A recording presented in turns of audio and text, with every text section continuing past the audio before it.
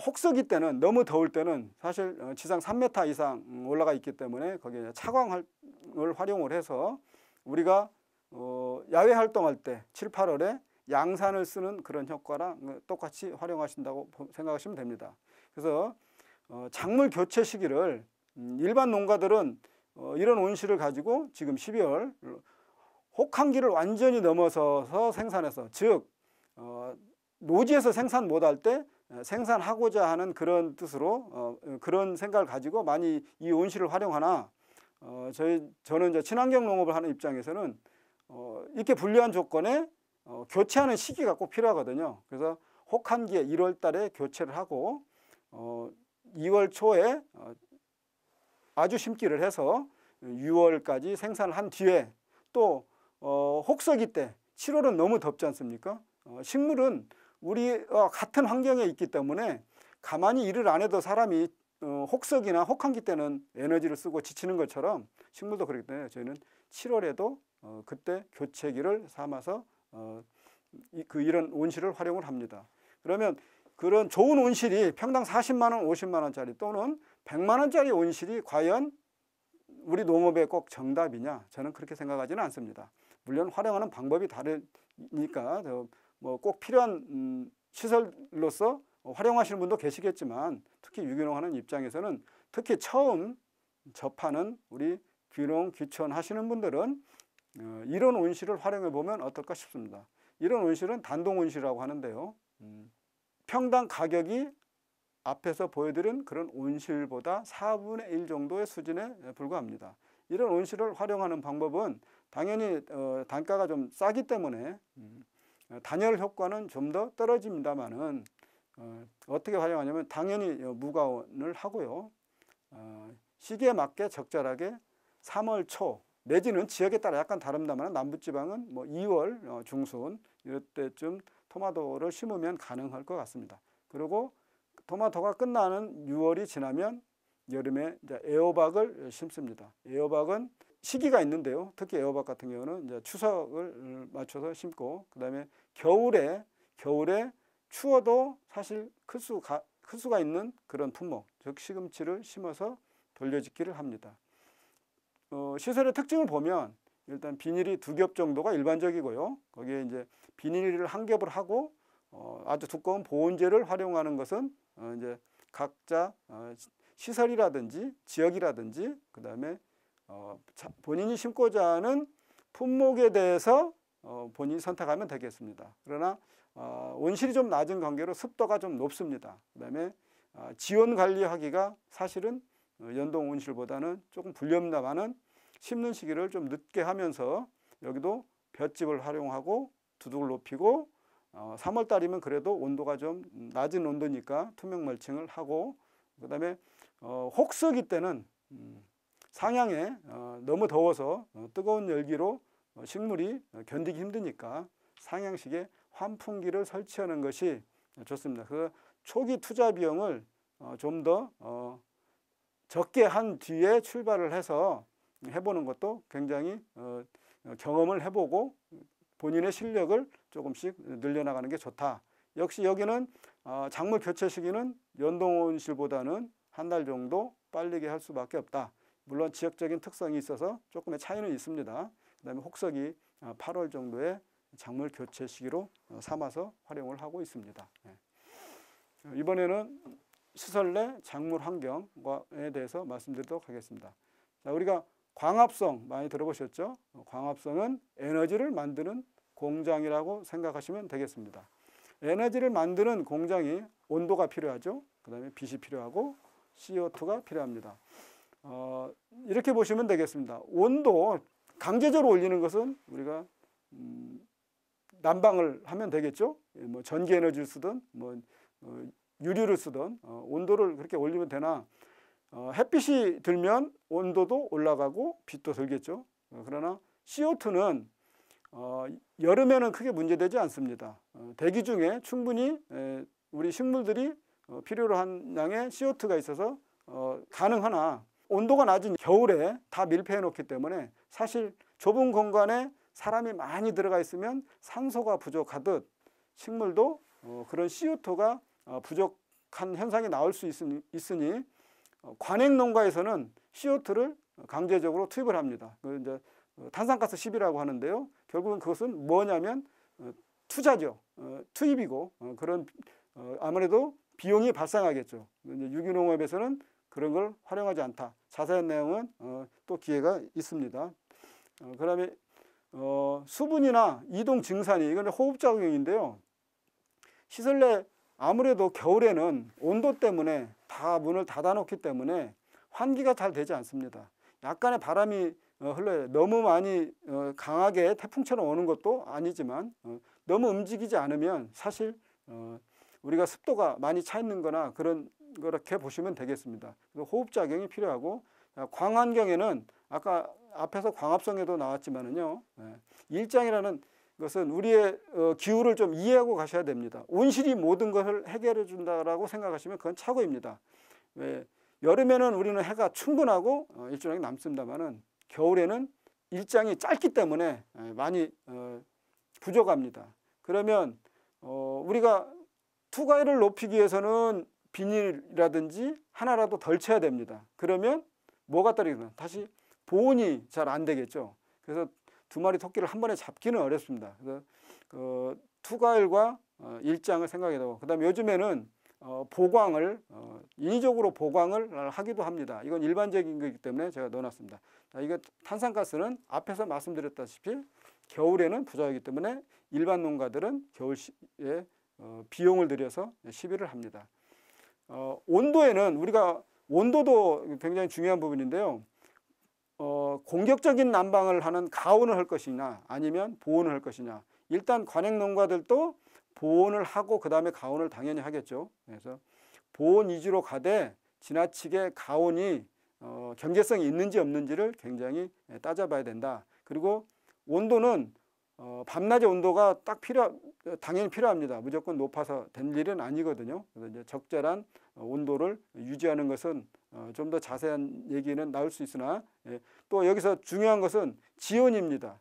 지온이 또 왜 중요하냐면 땅의 온도가 너무 더웠거나 너무 추우면 우리 사람이 지치듯이 이렇게 생각하시면 됩니다. 우리가 아무리 긴 시간을 집에서 잠을 잔다고 한들 방바닥이 차갑거나 방의 온도가 너무 낮은 데서 자면 그 다음날 몸이 아무래도 찌뿌둥하겠죠. 그런 관계를 말씀드린 겁니다. 그래서 적절한 지온은 약 15도 정도면 좋은데 친환경 농업, 특히 유기농업에서는 볏짚을 활용해서 발효액을 많이 이용하고 있습니다. 그다음에 이제 주야간의 온도에 대해서 말씀드리면 주간의 온도는 당연히 햇빛이 들어오는 날은 충분히 되겠죠. 근데 그러면 야간의 온도도 높으면 좋느냐? 꼭 그렇지만은 않습니다. 야간에는 사람이 잠을 자야 되듯이 식물도 에너지를 써가면서 활동을 한다고 그러면 우리가 물론 목적이 엽차료나 과차료 약간은 다릅니다만은 특히 과차료 입장에서는 과로 에너지를 갈 수 있도록 도와주려면 약간의 낮은 밤낮의 온도 차가 당연히 필요합니다. 물론 온도가 좀 높으면 생산이 좀 더 빨리 되기는 하나 품질 면에서 보면 적절한 온도를 맞춰야 된다라고 봅니다. 다음은 시설원의 기기에 대해서 말씀드리도록 하겠습니다. 여기서는 용어에 대한 이해만 좀 하시면 좋을 것 같습니다.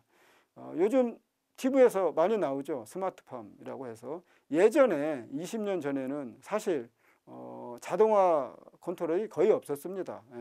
제 경험으로 더우면 사람이 일일이 손으로 적당한 면적에 위에 환기를 시키고 또 너무 추우면 또 사람이 일일이 수동으로 닦고 그랬는데 요즘은 어느 정도까지 발전했냐면요. 서울에서도 사실 저 밑에 부산이나 목포에 있는 온실을 컨트롤할 수 있는 그런 환경제가 지금은 많이 발전해 있습니다.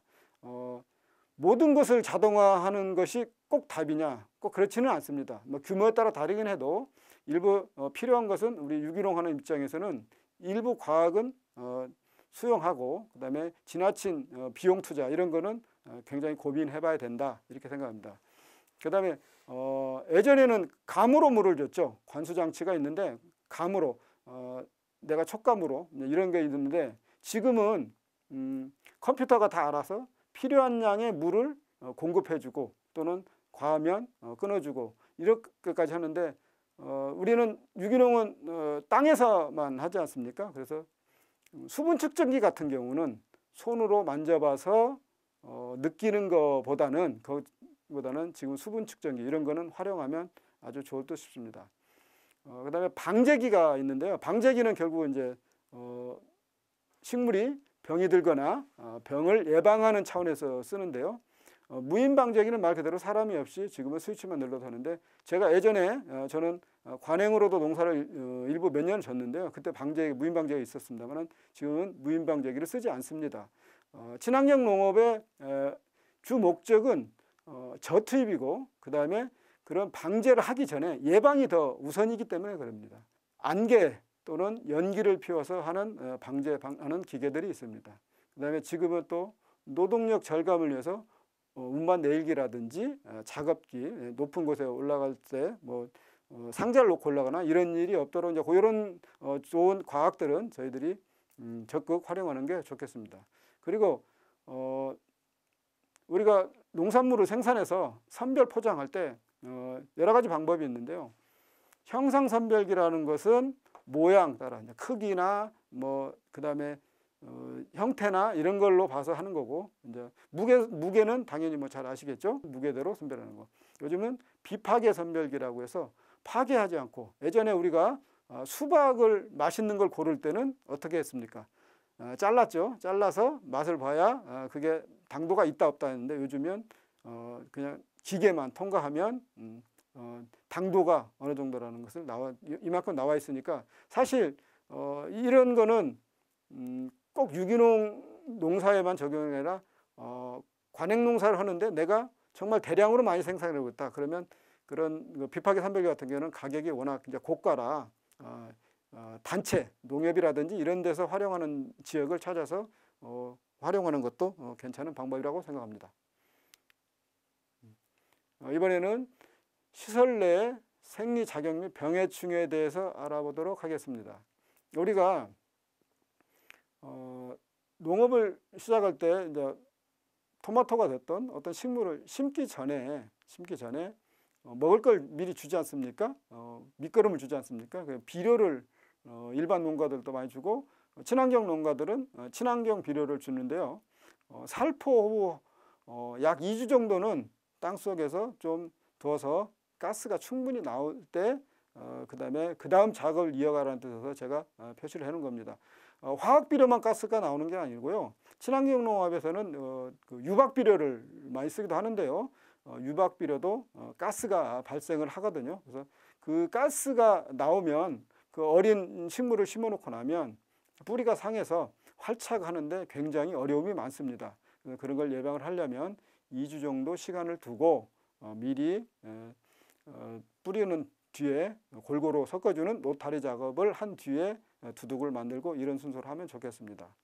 그다음에 수분장애 같은 경우는 특히 육묘 때 특히 과체류 저는 이제 토마토를 주종목으로 하는데요. 육묘 때 수분이 부족하면 나중에 후에 창문가라고 나오는데요. 딸기는 씨앗이 밖에 있지 않습니까? 토마토는 안에 있는데 마치 창문을 열어놓은 것처럼 씨앗이 다 보이는 그런 과가 나옵니다. 이거는 어떤 현상으로 보면 되냐면요. 우리가 여성분들이 임신을 하면 각종 약이라든지 환경이라든지 이런 걸 굉장히 중요하게 생각하지 않습니까? 그 태교를 중요하게 생각하지 않습니까? 이런 것처럼 토마토 육묘 같은 경우는 어렸을 때 이것이 잘못되면 나중에 그게 나옵니다. 꼭 토마토가 미리 화분을 할 때 벌써 만들어져 있는 것이 몇 달 뒤에 나타나기 때문에 육묘가 그만큼 중요합니다. 그래서 저는 친환경 육묘는 제가 직접 기릅니다. 요즘에 일반 농가들은 대부분 전업화가 많이 돼서 벼육묘만 전문적으로 키우는 육묘장들이 많이 생겼습니다. 그런데 맡겨두기도 하지만 특히 이제 친환경하는 제 입장에서는 제가 직접 기르고 해서 그런 과정이 있는지 없는지를 나중에 판단해 볼 수 있는 거죠.